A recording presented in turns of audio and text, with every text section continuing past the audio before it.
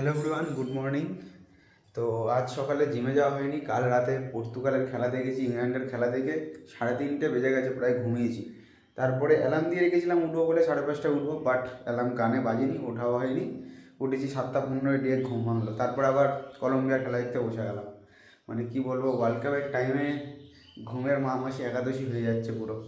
As a football fan সব টিমেরই খেলা দেখি, বাট পর্তুগাল ব্রাজিলটা একটু বেশি ভালো লাগে, বাট সব টিমের খেলা দেখি।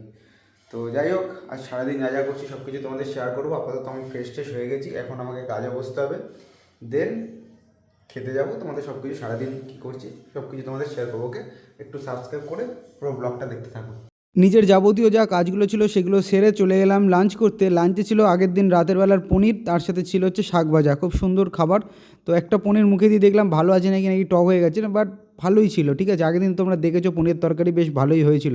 তারপর সন্ধেবেলা মা চলে যাচ্ছে আমাকে ছেড়ে ঘুরতে। কোথায় বলো তো? দার্জিলিং। বুঝতেই পারছো, ভীষণ এক্সাইটেড, হর্ন হর্ন করে একা একা হাঁটছে আর আমার হাতে মোটা লাগেজটাকে ধরিয়ে দিয়েছে।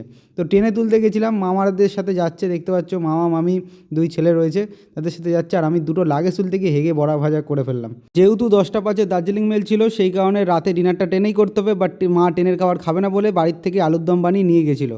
তো সেই আলুর দম দিয়ে আমি ডিনারটা কমপ্লিট করলাম, দুটো রুটি দিয়ে আলুর দম খেয়ে নিলাম, ভালোই হয়েছিল। সকলকে গুড নাইট। নেক্সট ব্লগের জন্য সাবস্ক্রাইব করে অপেক্ষা করো।